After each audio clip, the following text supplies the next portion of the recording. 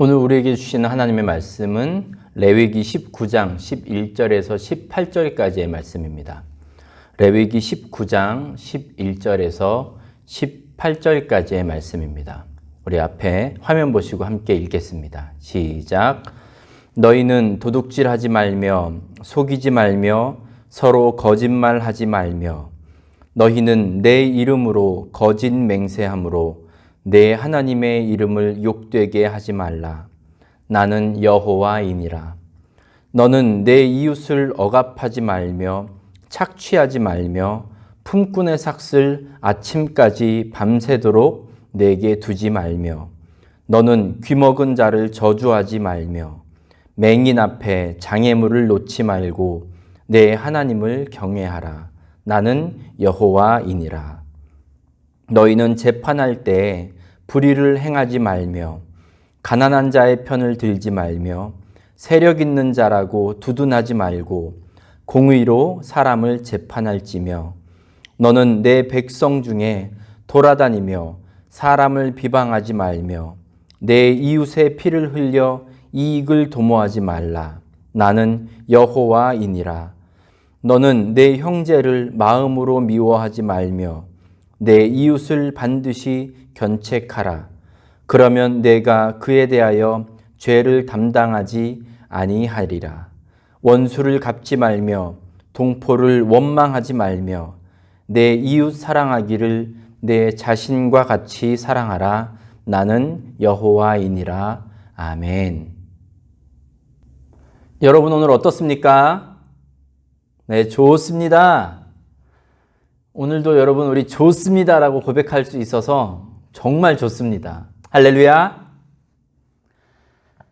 오늘도 우리가 함께 예배드리는 우리 모든 성도님들 한 분 한 분에게 우리 아버지 하나님의 놀라우신 은혜와 평강이 여러분에게 구체적으로 임하시기를 간절히 축복합니다. 아멘. 이스라엘 백성들은 우리가 잘 알다시피 애굽 땅에서 400년 동안 종살이를 했습니다. 그들이 종살이를 했던 그런 삶의 모습은 정말 힘들고 고된 것이었습니다. 그렇게 힘들고 고된 삶을 살아가다가 그들은 하나님을 찾기 시작했습니다. 하나님께 부르짖기 시작했습니다. 이스라엘 백성들은 그들의 조상 아브라함의 하나님, 이삭의 하나님, 야곱의 하나님이라는 분은 알고는 있었습니다. 아마 들어서 그렇게 전해져 갔을 것입니다. 그런데 그 하나님이 자기들에게는 어떠한 분인지 그리고 어떤 일을 행하실 분인지에 대해서는 아는 바가 없었습니다. 하나님이 이스라엘 백성들을 이집트에서 이끌어내신 후에 이제 이스라엘 백성들은 시내산 앞에 모이게 되었습니다.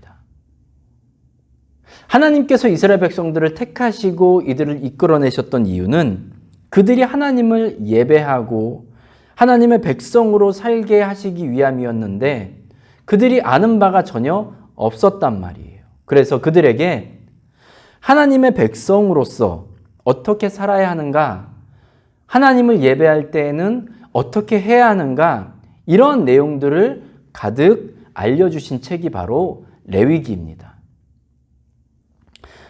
안타깝게도 레위기는 이 구약 성경에서 수면제라는 그런 별명을 가지고 있습니다. 그 별명에 걸맞게 이 레위기 안에는 읽는 사람들의 이 흥미를 막 유발할 만한 그런 기승전결 이렇게 갖춘 짜임새 있는 스토리 라인이 없습니다. 그것뿐만 아니라 어떤 반전을 기대할 수 있는 그런 내용도 거의 없습니다. 대부분 이스라엘 백성들에게 해라, 하지 마라의 내용들로 가득 채워져 있는 책이 바로 레위기입니다. 그런데 이 레위기는 이스라엘 백성들에게 매우 중요한 책이었습니다. 우리가 보통 토라라고 부르는 구약성경 처음에 나오는 5권의 책 중에서 이스라엘 백성들이 가장 먼저 공부하는 책, 배우는 책이 바로 이 레위기였습니다. 그만큼 핵심적인 내용이 담겨 있다는 말입니다. 이 레위기는 뭐 책 이름은 레위기지만 이 레위 족속에게만 하시는 그런 말씀들이 아니라 일반 평신도들에게도 마음에 새기고 숙지해야 할 여러 법들에 대해서 언급을 하고 있습니다. 또 평신도들에게 상세한 어떤 제의적인 절차 그리고 거룩한 삶의 기준을 제시하고 있는데 이는 이스라엘 백성 전체가 하나님의 백성으로서 하나님의 선택받은 백성으로서 하나님의 법을 준수하고 또 주변 세상 민족들과는 구별된 거룩한 삶을 살기 원하는 하나님의 마음이 담겨 있기 때문입니다. 그 중에서 오늘 우리가 읽은 이 19장 말씀은 오늘날을 살아가면서 신앙생활을 하고 있는 우리 모두에게 한 번쯤 반드시 되짚어봐야 할 그런 의미가 담겨 있는 말씀입니다. 여러분 오늘 말씀을 읽으시면서 혹시 좀 느끼셨는지 모르겠지만 좀 약간 그 10계명과 좀 비슷한 느낌이 들지 않으셨나요?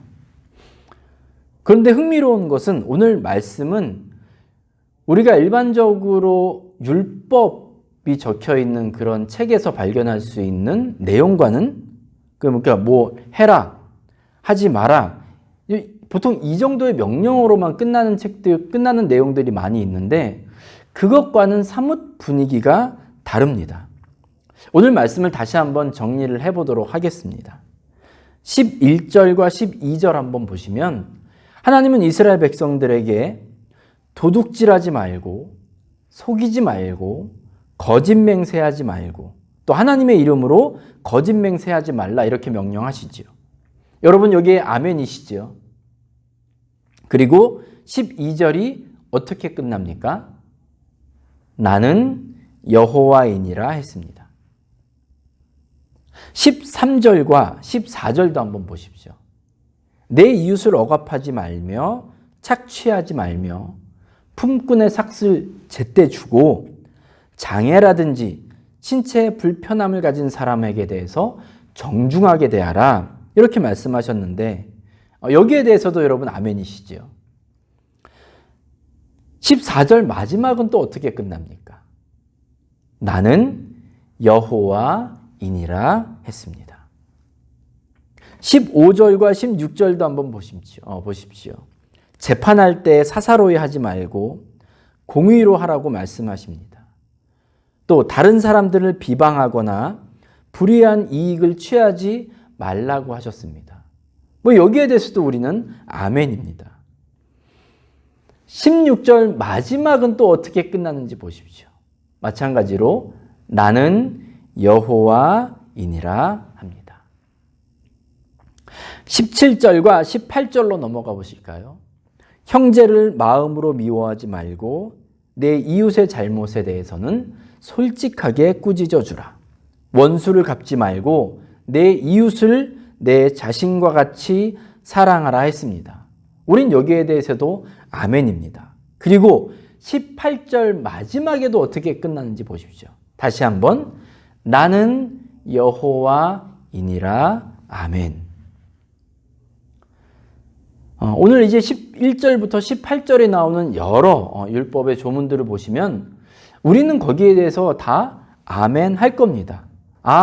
하나님은 당신의 백성들이 이웃을 대할 때 이러한 삶으로 이러한 태도로 살기를 원하시는구나.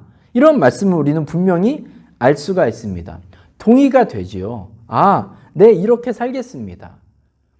그런데 궁금한 건 이 명령들을 주시고 난 후에 마무리가 반복적으로 나옵니다. 뭐가 나오죠? 나는 여호와이니라. 나는 여호와이니라. 이건 그냥 어떤 추임새라든지 아니면 하나님의 이 명령을 더욱 강조하기 위해서 쓰인 말씀일까요?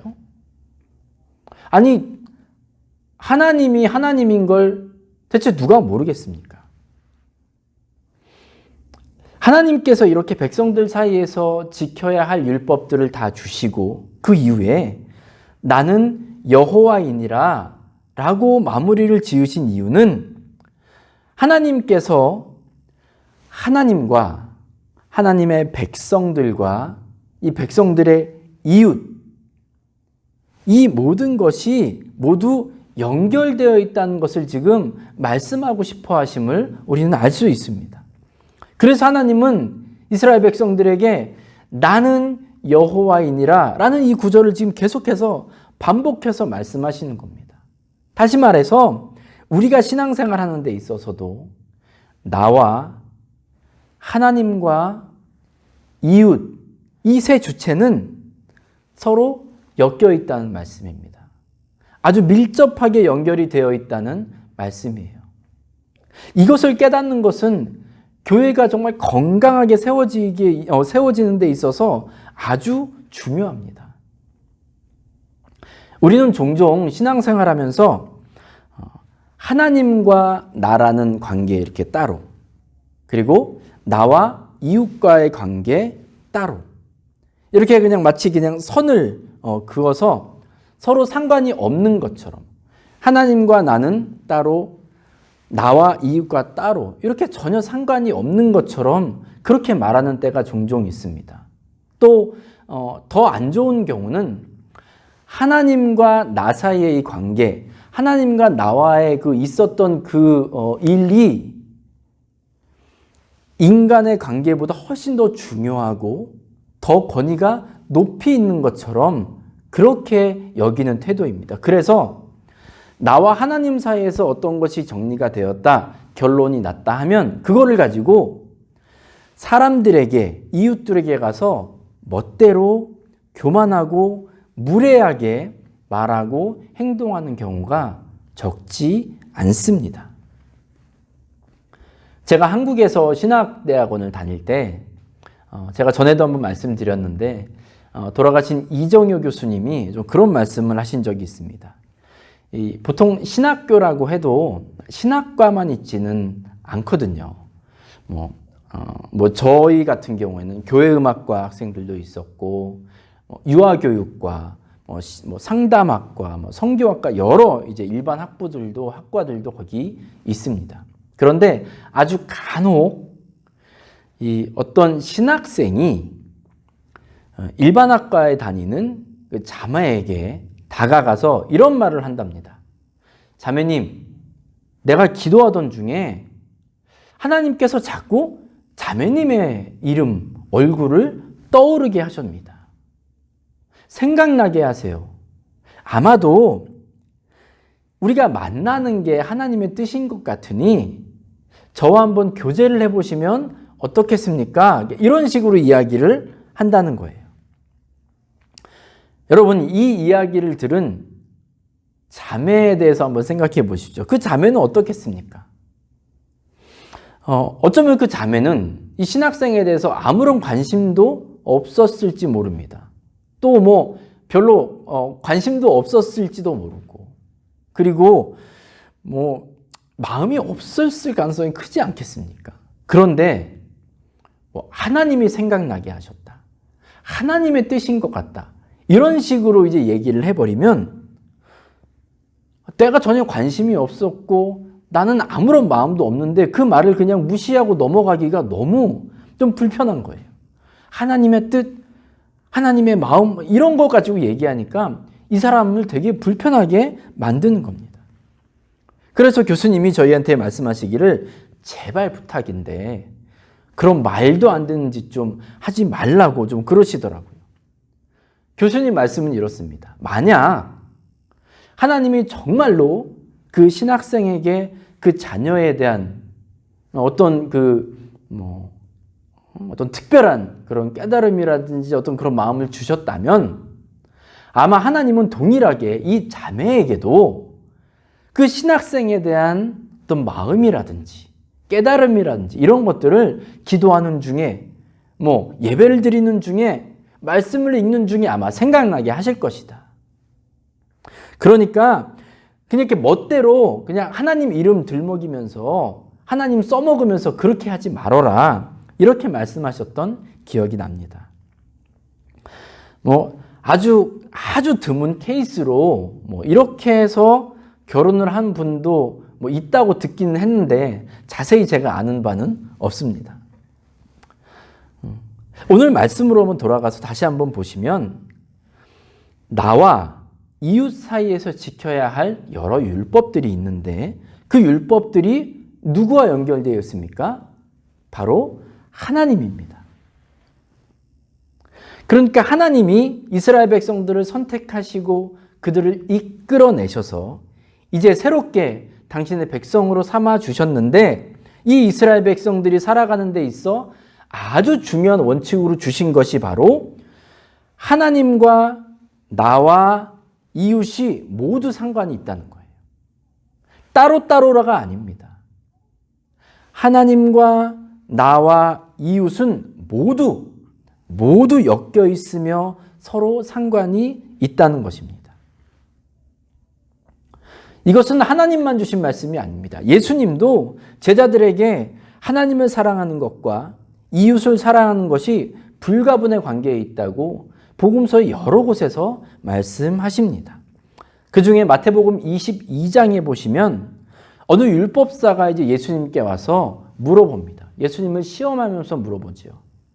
선생님, 그 많은 율법 중에서 어떠한 것이 가장 큰 계명입니까? 이렇게 물어봅니다.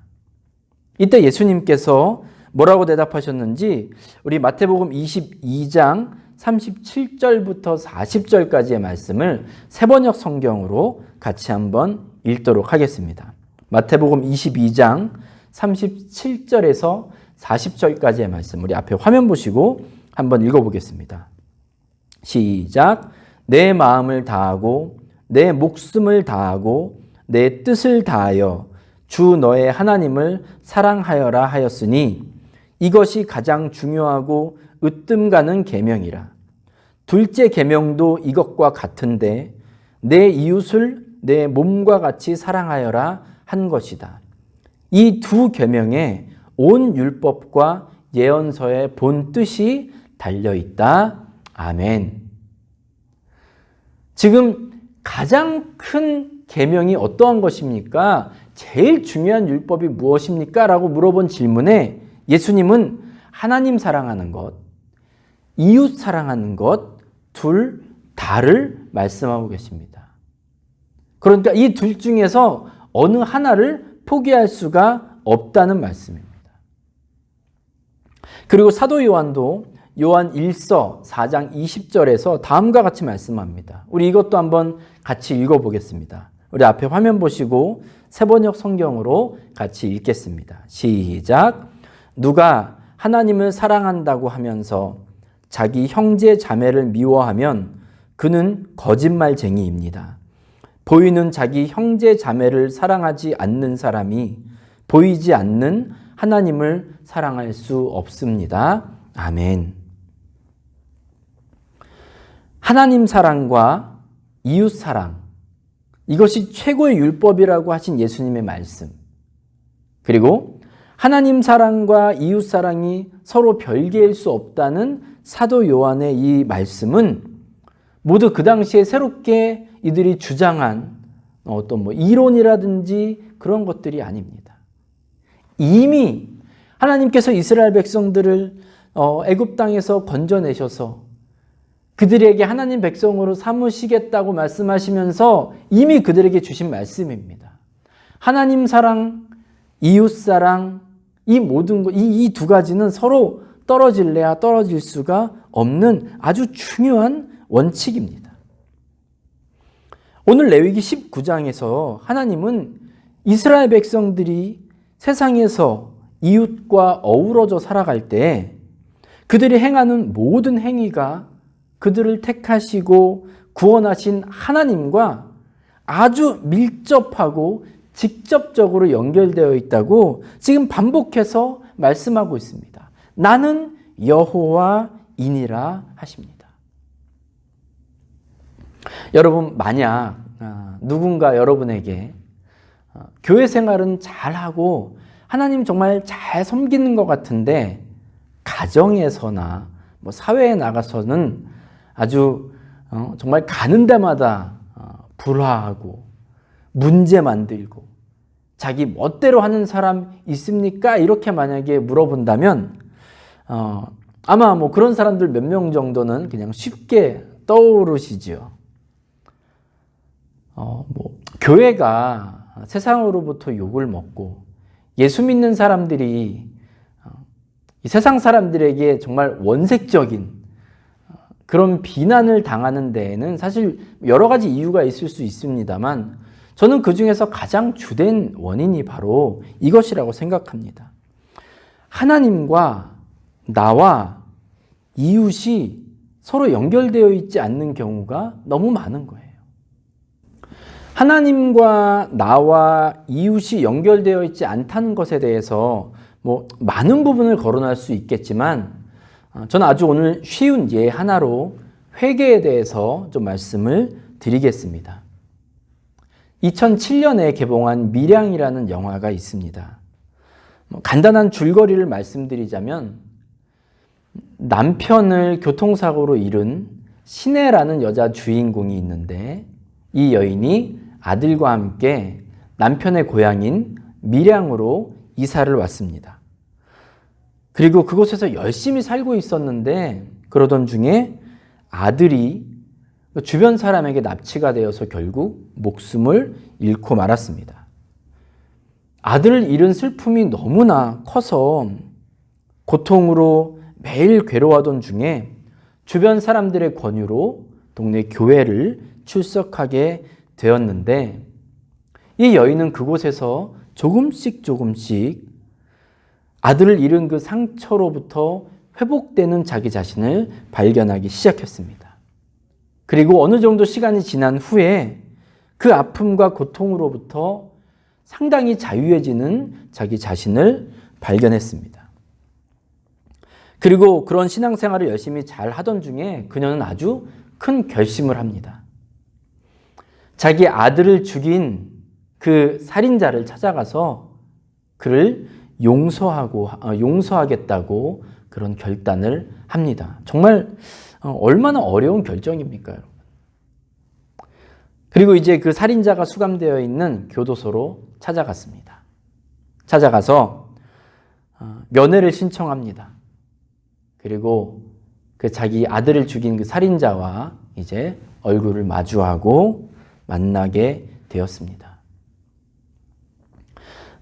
몇 번의 망설임 끝에 떨리는 목소리로 간신히 이 여인이 그 범죄자에게 내가 하나님의 사랑과 은혜를 전해주고 싶어서 왔노라고 그렇게 말을 건넸습니다.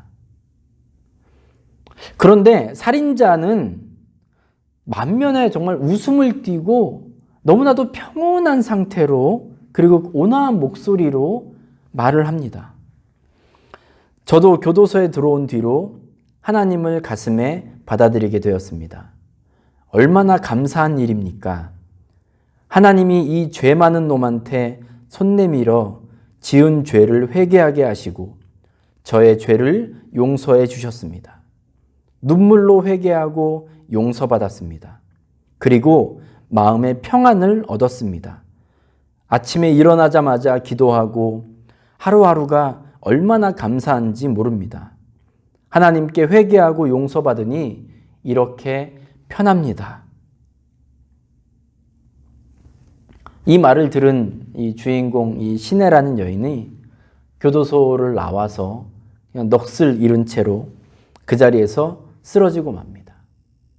그리고 자신이 용서를 안 했는데 왜 하나님이 용서를 해주시냐고, 먼저 해주시냐고 신앙 포기하고 또 삶을 거의 포기하다시피 합니다. 영화에 나오는 이 인물 모두에 대해서 우리가 이야기를 나눌 수는 없지만 이 수감되어 있던 그 죄인의 대답, 아까 제가 읽어드린 그 대답에 대해서 여러분 다시 한번 생각해 보시기 바랍니다. 하나님께서 자신을 용서해 주셨대요. 그래서 마음의 평안을 얻었고 하루하루 감사한 삶을 살고 있답니다. 여러분 이 대답에 문제가 있어 보이시나요? 우리가 보통 이해하고 있는 죄를 짓고 회개하고 용서받는 이런 공식에 비추어 봤을 때 글쎄요, 별다른 큰 문제가 있어 보이지는 않습니다. 그런데 하나님께 자신의 죄를 용서받고 이제 마음의 평안을 찾았다는 이 죄수가 간과하고 있는 것이 하나 있는데, 그건 바로 피해자에 대한 진심 어린 태도, 그리고 피해자의 아픔을 헤아려 보려는 노력, 또 그에 따른 책임 있는 삶의 모습입니다. 이런 모습들은 다 빠져 있는 채로 그냥 너무나도 태연하게 저는 용서받았습니다, 하나님께서 다 해결해 주셨습니다 라고 이렇게 말하는 것이, 이게 진심으로 회개한 사람이 가질 수 있는 올바른 자세일까요? 하나님께서는 그 회개를 정말 받으셨을까요? 혹시 스스로 셀프로 그냥 면죄부를 주고 자기에게 마음의 평화를 주는 그런 건 아닐까 저는 의심이 됩니다. 제가 대신 여러분께 사과의 말씀을 드리지만, 특별히 이제 목회자들이나 교회 중직자들 중에서 저런 식의 표현을 하는 분들이 많이 있습니다. 물론 제가 죄를 지었습니다, 하지만 하나님께서는 이미 내 죄를 다 용서하셨기 때문에 나는 이제 그 죄로부터 자유합니다. 저는 이런 식의 표현들이 그저 이렇게 들립니다. 이제 저 그만 괴롭히세요. 나는 다 해결받으니까 나랑 이제 전혀 그 문제는 상관없습니다. 나 귀찮게 하지 마세요. 저는 이렇게밖에 들리지 않습니다. 자기들은 다 해결했대요. 그 문제로부터 이제 자유하고 평안하답니다. 그런데 그들의 죄 때문에 상처 입은 그 피해자들, 신음하고 있는 교회와 성도들, 이들에 대해서는 정말 중심으로부터 나오는 진실된 사죄의 모습, 책임감 있는 삶의 모습, 행동, 이런 것들을 보기가 힘듭니다. 이런 회개에는 하나님과 나는 있습니다. 그런데 이웃이 빠져 있죠. 만약 진정한 회개가 이루어졌다면 하나님께서 그들에게 그들의 죄과에 대해서 분명히 깨닫게 해주시고, 그리고 찔림을 주셨을 거라고 저는 생각합니다. 그리고 이렇게 하나님으로부터 깊이 있는 찔림, 자신의 죄에 대한 심각함, 이런 것들에 대해서 깊은 깨달음이 있었다면 이제 진심 어린 행동으로, 책임감 있는 행동으로 이어져야 합니다. 우리의 모든 삶의 모습은 주님과 연결되어 있습니다. 주님과 연결된 그 모든 모습은 이웃을 대하는 우리의 태도와도 아주 밀접하게 연결되어 있습니다. 우리가 주님을 깊이 만났고 은혜를 체험한 사람이라면 이웃을 대할 때도 주님을 대할 때의 모습이 그대로 드러나야 합니다. 하나님께는 잘하는데 이웃에게는 엉망으로 대하는 것, 이건 하나님과의 관계도 올바르지 않다는 것을 반증하고 있는 것입니다. 건강한 교회는 하나님과 나와 이웃의 관계 중에 그 어떠한 것도 소홀히 여기지 않습니다. 하나님께만 잘하고 이웃에게 못하는 교회는 건강한 교회가 아닙니다. 이웃에게만 잘하고 하나님께 엉망으로 대하는 교회 역시 건강한 교회가 아닙니다. 모두에게 하나님과 나와 이웃, 그 관계, 모든 관계들이 건실하고 그리고 정말 아름다울 때 그때 교회는 건강하게 세워질 수가 있는 것입니다. 사랑하는 우리 중앙교회 여러분, 늘 주님 앞에 우리를 비추어 보면서 우리가 어떻게 말하고 행동할지를 점검할 수 있기 바랍니다. 나는 이미 다 해결했습니다. 그러니까 이제 내 멋대로 말하고 행동하는 것이 아니라, 주님, 저의 죄를 인하여, 저의 잘못을 인하여 이제 제가 우리 이웃에게 어떻게 말하고 행동해야 되겠습니까? 라는 것을 깨달을 수 있어야 합니다. 그건 하나님 앞에 섰을 때, 정말 하나님 앞에 정직하게 섰을 때에만 일어날 수 있는 일입니다. 하나님의 기준으로 우리를 바라볼 수 있거든요. 이사야 선지자가 하나님께 소명을 받았을 때 그는 성전에서 기도하고 있었습니다. 이사야는 왕의 친척이었고 또 이미 왕궁에서 선지자로 활동하고 있었습니다. 따라서 아마 그는 주변 많은 사람들에게 인정을 받았고 존경을 받는 인물이었을 것입니다. 그런데 이사야가 하나님을 본 순간, 하나님을 깊이 체험하고 하나님의 임재를 경험했을 때 그는 자기 자신이 죄인이라는 사실을 고백할 수밖에 없었습니다. 선지자는 이렇게 말합니다. 이사야 6장 5절입니다. 그때에 내가 말하되 화로다 나여 망하게 되었도다. 나는 입술이 부정한 사람이요 나는 입술이 부정한 백성 중에 거주하면서 만군의 여호와이신 왕을 배웠음이로다 하였더라. 아멘. 이 한 나라의 남유다의 종교 지도자로서의 이 이사야가 율법대로 살기 위해서, 그리고 하나님을 기쁘시게 하기 위해서, 하나님의 일꾼답게 살기 위해서 얼마나 애썼겠습니까? 율법을 최대한 잘 지키며 정말 잘 열심히 살았을 것입니다. 그럼에도 불구하고 그가 하나님의 임재를 깊이 체험했을 때 그는 깨달을 수밖에 없었고 고백할 수밖에 없었어요. 아, 나는 죄인이구나.